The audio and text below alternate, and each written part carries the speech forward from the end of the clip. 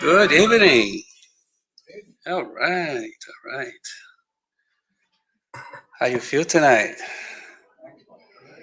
Great, great. That's one great opportunity to be here, and good to have you guys. Just sit down, make yourselves comfortable, and I open here in CXV22, Roman 4, 117. Still, those old-fashioned grammar school teachings still work. Before I did this because it's the first thing I wanted to do, and I'm gonna go to my left side.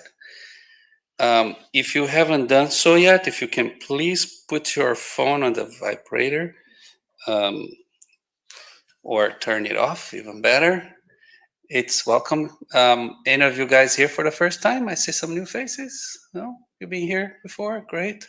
This guy here, it's we have very. There, you guys are being funny tonight. That's very nice. You got a sense of humor. That's good. We need it, right? We need it. So, we have what we call its the spiritual assistant. When we have this, it's not just a lecture. Sometimes our lectures are in the form of like teaching, like a study. Some of our lectures are more like a pick me up moment, a consolation. But in any lecture here, three things happens. Number one, we are assisted by beings much superior than us, higher beings. That they're the ones who coordinate this place. And if we could look through our spiritual eyes, we'll see that there is not just chairs and walls here. There's much, much more. Like we are a hospital, we are an organization, like an office that we need to continue promoting spiritism and spiritual health. We are a temple. We're here to connect to God, connect to this superior being that governs everything in life. We are here as a learning center. This is a learning center. So one of the objectives too, it's for us to learn. And finally, it is home. This is home for us. Some of us that have been here for many, many years, it's like, for me, I would add, it's like a therapy. It's like we all need our personal time, a little therapy. With that, I'm going to read the message because I tend to talk a little too much sometimes. And we're on the clock here, right, Pip? No, you got it. In the midst of your responsibilities, set aside some time for beauty. Set aside some time for beauty. Get up early to witness the dawn, inebriating yourself with the strength of the light. Walk in silence through the woods and breathe the fresh air. Walk along a deserted beach and reflect on the majesty of the sea. Gaze at the stars and ask silent questions. Observe a rose in full bloom. Linger next to an innocent child. Talk with a senior citizen. Open up to the beauty in everything and adorn yourself with it. Wow. This is from Happy Life, from the Spirit Journal de Angelis, psychographic by great medium Divaldo Franco. So beautiful message for us to take our time to reflect upon beauty in everything, in every place, and in every person. And with that, I'm going to invite all of us just now to do a preparation, like quiet our minds a little bit, get ourselves more harmonized with the vibration of this place here that's being prepared with so much love by our spiritual friends. We all come here not just to listen, we come here to learn, and we come here to appreciate beauty, and this beauty in the most important place that it can be, which is inside of ourselves. Let's just be grateful for existing. We could have been a plant, a rock, an animal without much intelligence, and it would still be good. But God chose us to be in this incarnation in the most special, one of the most beautiful of His creations, the human being. And this spirit resides here. This is our temple. And we appreciate Father for creating us, for placing us here, right here. We adore everything that we are. We appreciate everything that you have put upon ourselves to learn, to be challenged, and to get out. When we get out of this life, of this existence, we get better. We're much better and even prettier than we were here first. Please help us appreciate and value beauty in everything we do. Help us find silence to quiet those emotions that are not as positive as they should, not as productive as they should. Let us quiet them down, recognize that because we are imperfect, but let us be optimists, be positive in everything we do. Just see love and beauty in others before we see everything else, so we can forgive everyone's trespasses, everyone's mistakes, because it could be us as well. It is with so much gratitude, Father, and to all the benefactor spirits that prepare this place and help us keep it open so our souls are refreshed, we are enlightened, and we receive here everything that we need, even if we cannot perceive that great assistance of love that we receive. It is in Jesus' name, our governor, our doctor of our souls, our master, and our benevolent spirits, that we, asking their blessings, we start our works here tonight. And so be it. With that, invite our friend Peter to talk to us. What are we waiting for? What are we waiting for, Peter? Come on. Exactly. Come on here, man. After all you said, what are we waiting for? Normally, the lecture before the night speech is connected. This is just everything plus. So, what are we waiting for? To look for the stars, to see the sun rising, to understand what are we waiting for? And this came to me from last week's lecture. Who were here by the time will understand that Altari, he presents a lecture, and he came to this slide when he said that at the end of this life, as we depart from material body, what is there to be afraid of? Did we renounce ego, vice, and pride? Did we sacrifice our own interests to the truth and beauty? Did we strive for moral involvement? Yes, no? What are we waiting for? And this kind of conversation, for me, starts one day prior, when they did the mini lecture that we do for the fraternal counseling. And I started discussing with Sylvia, who's dealing with our kids right now. And I said to her, maybe we understand the teachings in a hard way. And maybe it's just the way that we look at it. It's just the way that we focused on that is preventing us to do something. Because when you have too much to do, your brain gets overwhelmed. And when your brain gets overwhelmed, you don't do anything. If you get too much things to choose from, chances are that you choose nothing because you are overwhelmed and you're not going to act upon. So,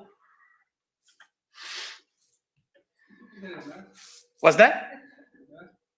Take the mask? No, I like this. I like this. No, that's what I'm shy, man.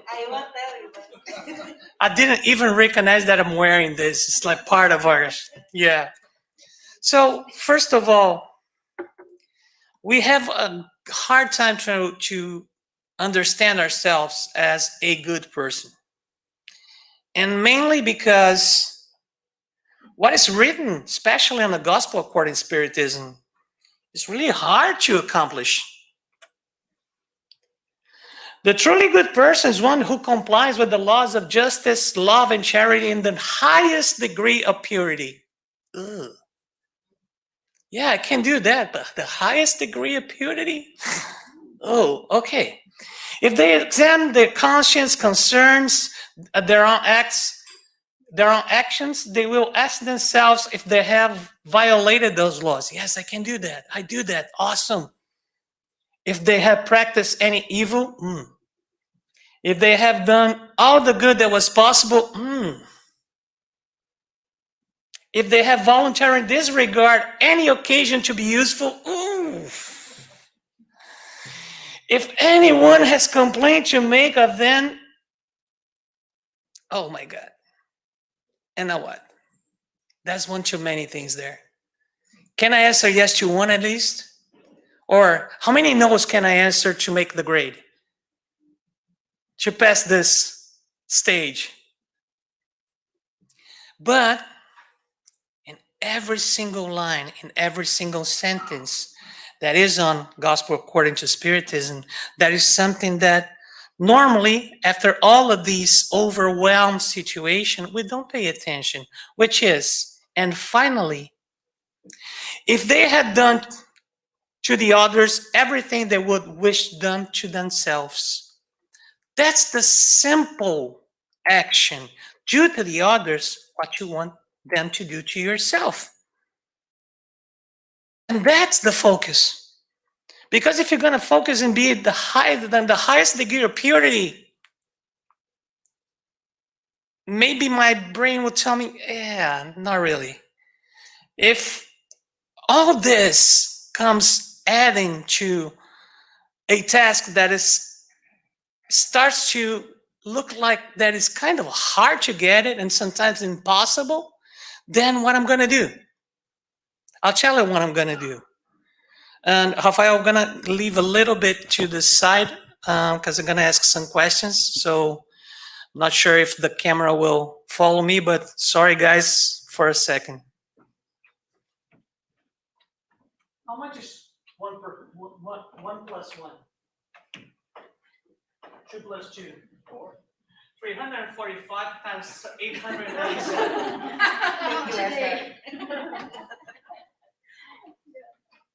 That's the same thing. That's the same thing. When your brain comes to a task that is so huge, it will say, no, thank you. I'm not going to do it. And if you read the teachings that the spirits that Jesus gave us to us, left to us, it seems impossible because it is too much. But where is written that we need to accomplish that in 1 day, in 1 month, in 1 year, or maybe in 1 incarnation? Nowhere. So who's charging us to do that pretty fast? Ourselves. So again, what are we waiting for to refine our focus to something that we really need to do?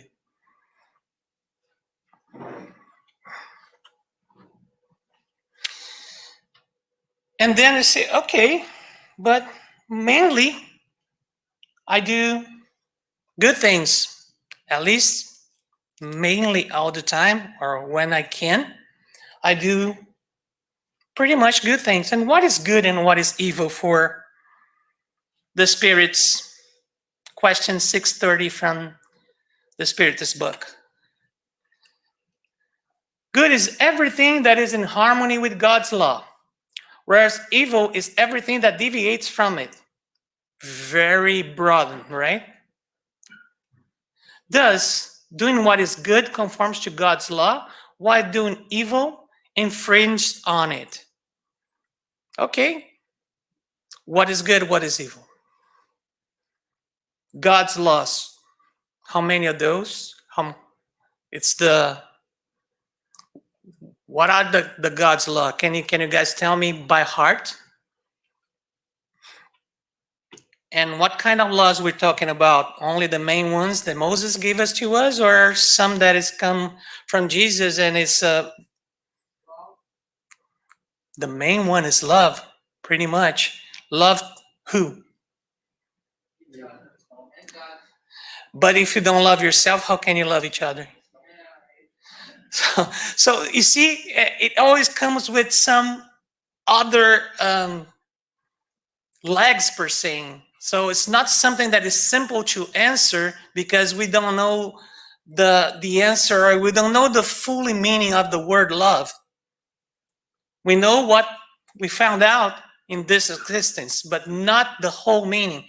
And that's another thing. André Lewis, through the leadership of Chico Xavier, said that evil does not deserve comment, that we should not waste time talking about bad events, because this disturbs the mind and causes negative vibrations, waves to come out in the environment. So if something bad comes to you, you should not take time to think about it, to keep, giving thought, giving focus to that.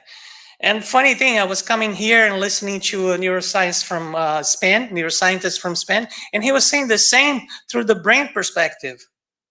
Because if you let the bad thought go, it's done. If you start thinking about it, you give power to that. You're feeding. And that's the problem. And that's where evil grows.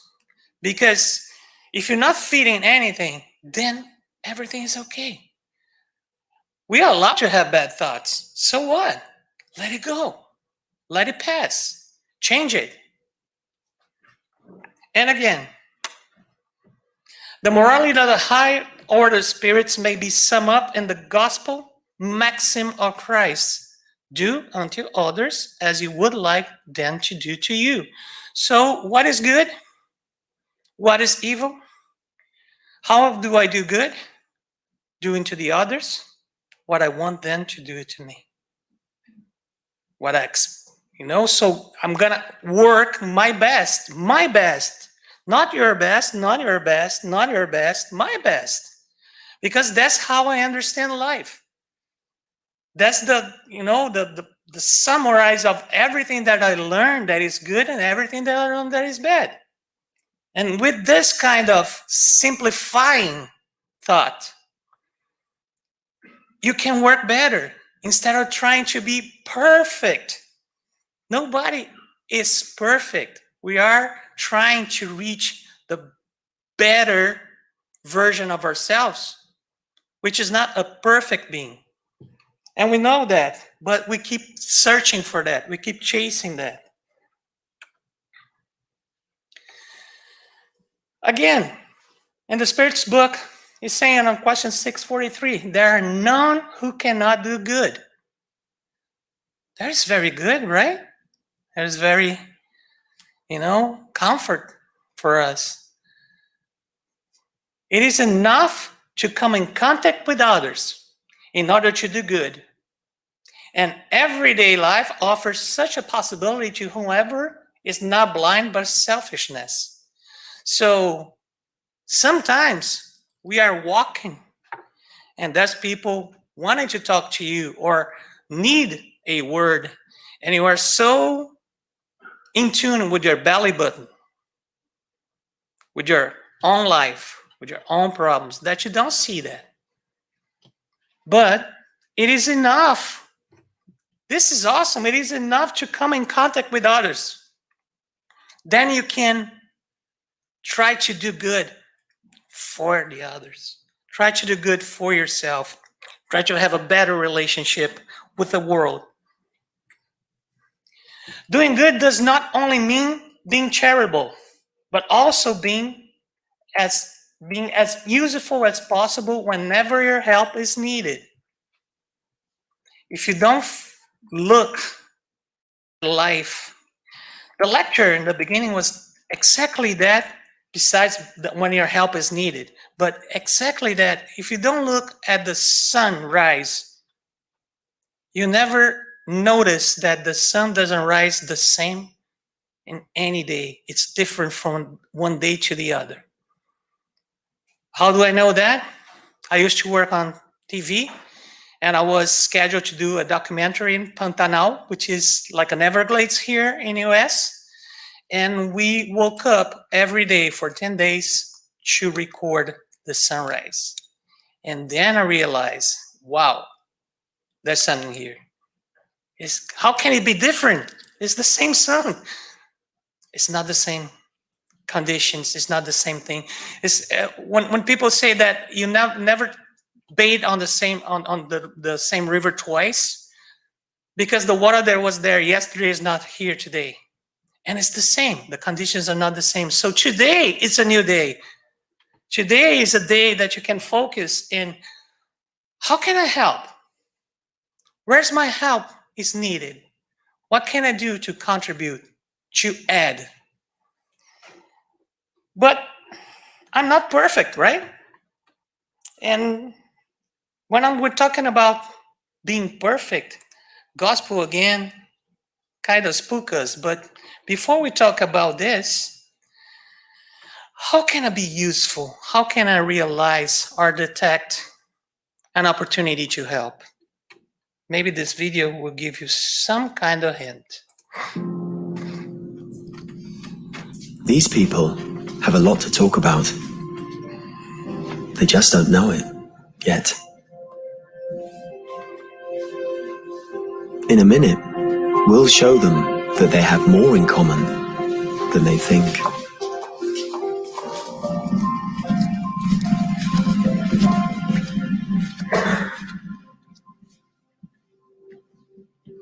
Hej alle sammen. Tak fordi I er kommet. Thomas, vil du stille dig der? Og Aske?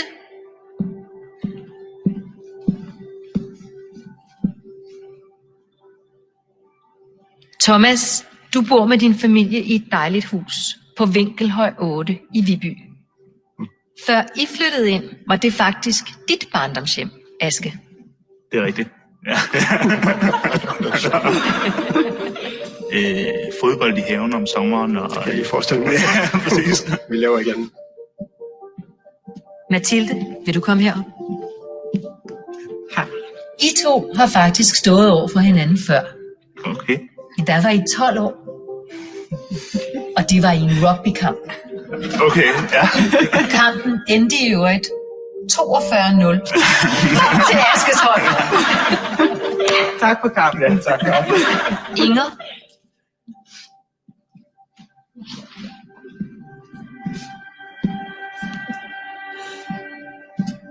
Mathilde, den nat, du kom til verden for 27 år siden på Christiania, var Inger det første menneske, du så.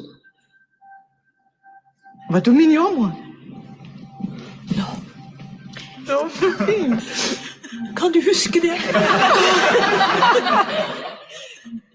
Anna, i 2012 er din mand ude at løbe en tur.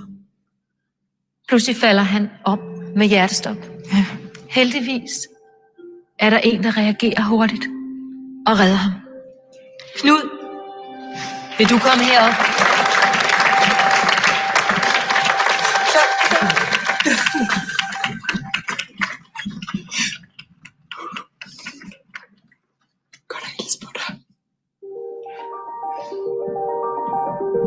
Just below the surface, a total stranger can turn out to be someone you're actually connected to. Det er godt et stykke tid siden. Someone who rouses forgotten memories. Like the very first kiss. Someone who reminds you that you're not alone. But that somebody else also has a bulldog named Prebin. Someone like Thomas, who put out a fire at Vibeka's place. Vi er så taknemmelige for, at brandvæsenet kom så hurtigt. Someone you've been gaming with for years, but Kender I to hinanden? have never met. Altaman, mød Lil Salt. Det er løgn. Holy shit. Det er topfraggeren. Jeg var fandme kendt den anden i så 4 år, men jeg nogensinde mødt den anden og set den anden før. Altså. If we approach each other, we might find out that we share the same destiny. Rana og Macha, I kom til Danmark fra Syrien for 4 år siden. Dorit og Jan, I har en lignende historie fra 2. verdenskrig. Jeg har prøvet at være flygtning, og jeg vil aldrig glemme det. Det har betydet usigeligt meget. Og Rikke, det var din oldefar, der risikerede sit liv ved at sejle Jan over Øresund den oktoberaften i 1943. It's easy to mind your own business. It takes a little more effort to mind the community. But doesn't the feeling of having something in common, something that connects us, make it all worthwhile? TV2, all that we share.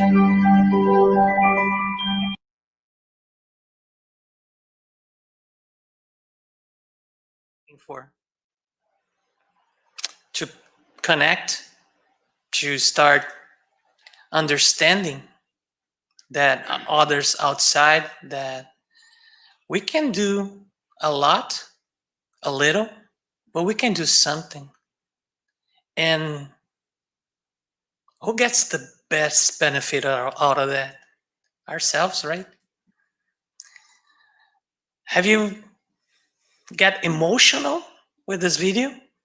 I watched that many times and I was almost in tears again. So call me a fool, but and that's the kind of thing that we can do every single day just by paying attention. But again, we think that we need to be perfect in order to impress people. And nowadays, at Facebook, where everybody's happy, there's no problems in the world, your meme, your avatar has to be perfect. And you're more interested in likes than in a hug. Likes don't do anything. Hugs does everything. Be perfect, those words then must be understood in the sense of relative perfection. We don't need to be perfect. There is no way for us to be perfect. We all of us do have our relative perfection, that which humanity is capable of achieving.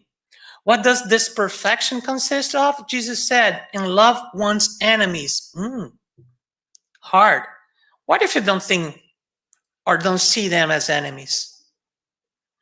Somebody can be really harsh, but you can understand this person as a sick person because he or she is sick. Not with the body, but the soul. It's a different kind of sickness, still a sickness.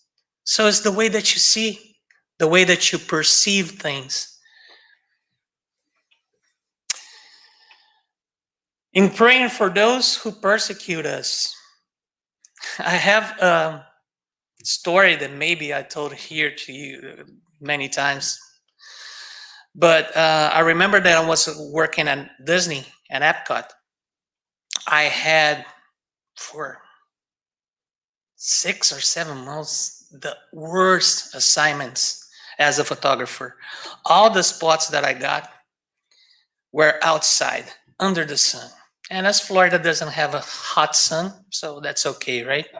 I couldn't even think about myself as white because the tan was so profound. It was like I couldn't even remember. So all of a sudden, somebody from Morocco teach me a saying that I could not say in Portuguese to this person that was given the assignments, not even in English. He teach me the word wassalamu alaikum. May the peace be upon you. I could not say that in Portuguese. I could not say that in English, but I could say that this way. Wassalamu alaikum. And every day that I got to my base, I'll look at this guy, wassalamu alaikum, wassalamu alaikum. 1 week, I start my shift, I pick my assignment, and I was inside. And from then on, I was inside. Is that simple casuality? Is that simple random things that happen? Well, for 7 months, this random thing did not happen. And because I changed my focus, I start choosing to give good energy, the other side start receiving this good energy. He said that the system was choosing that, but all of a sudden the system chose me. After 7 months, wow, great system. So maybe the system understands the power of the energy as well, right? We don't know. All we can do is try. So again, what are we waiting for?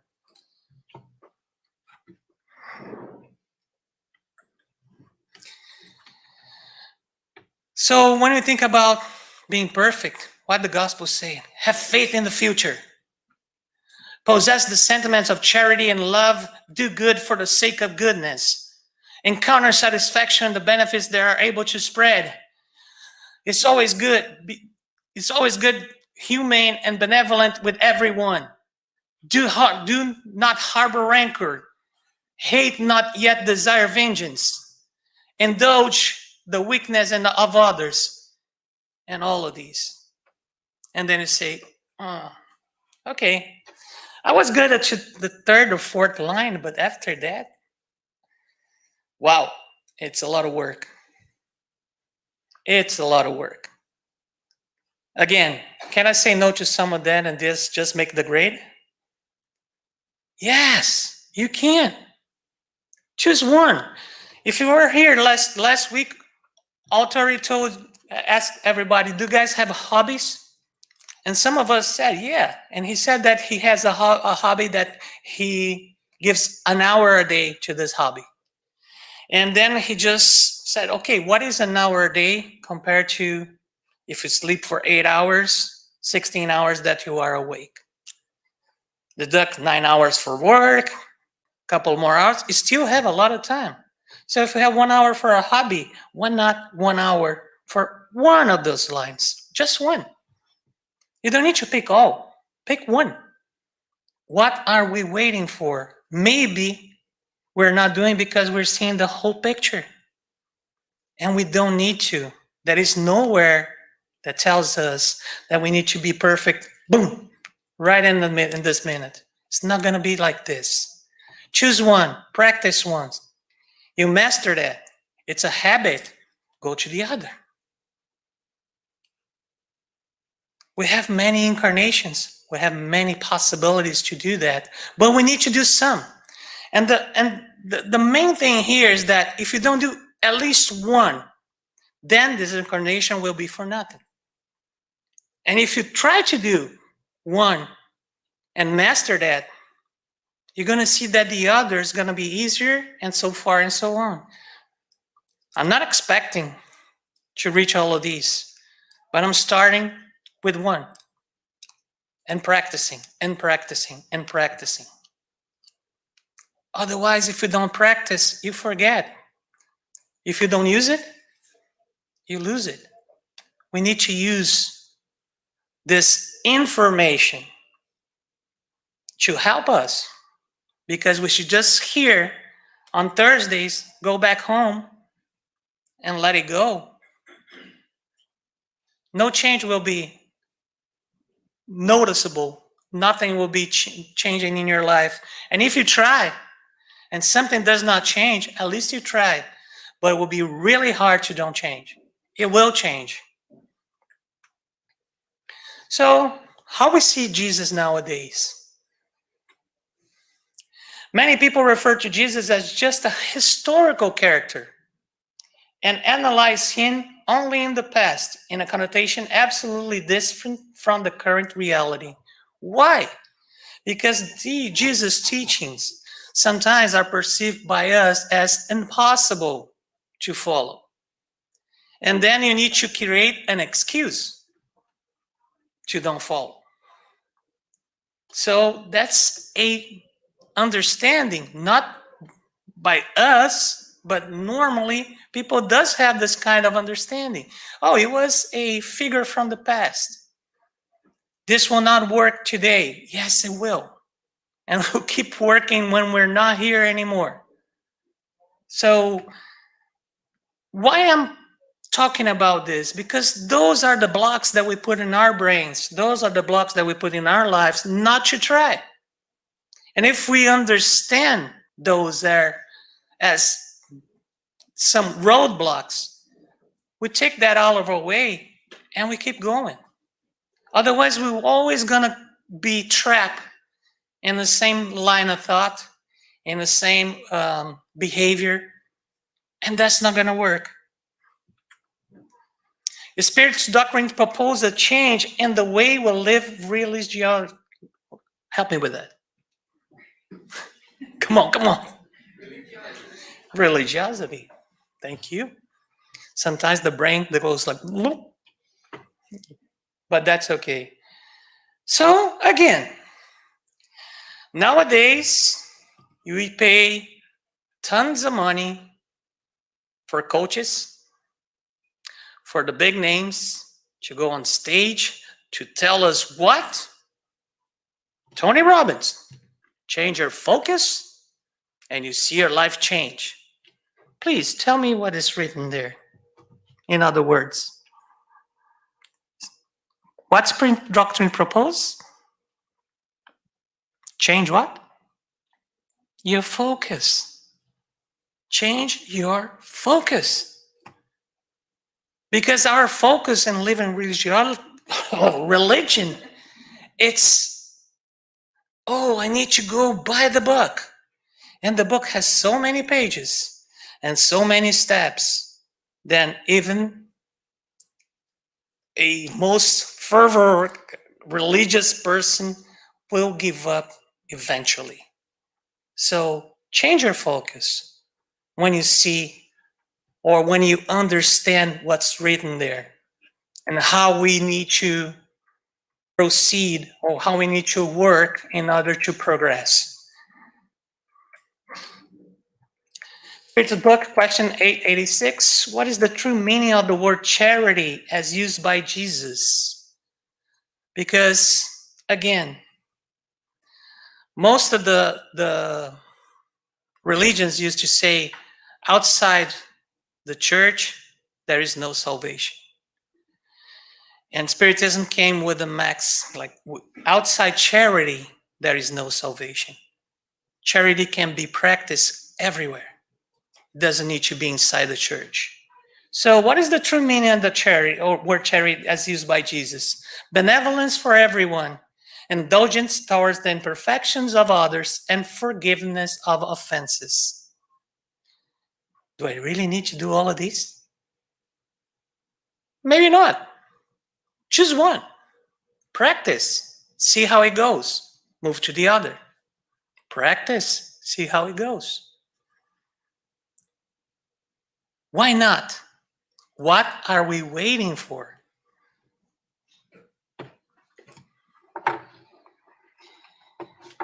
Let me show you another video telling you, and this is not, by the way, in any sense religious, but this is motivation and has so much to tie to this conversation. And of course, I don't know why it came back, but let's try again.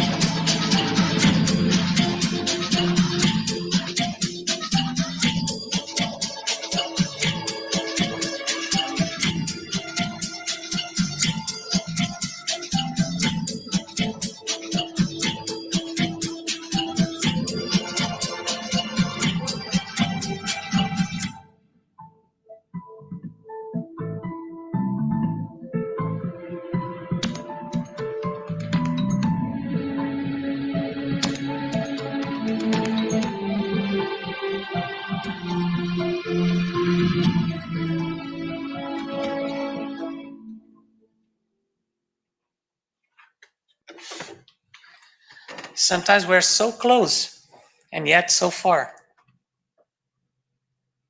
1 degree can change everything. Can change good from great. So where can we turn up the heat and give the 12 to 12? I remember, again, we were at the one Disney conference for photographers, and one of the VPs asked what 12 degrees mean. And of course, to be funny, somebody said, yeah, the temperature on Main Street, USA, in Magic Kingdom. And it's really, it really is, you know, because especially with the costumes that they wear, it's kind of hot. But they turn on the heat.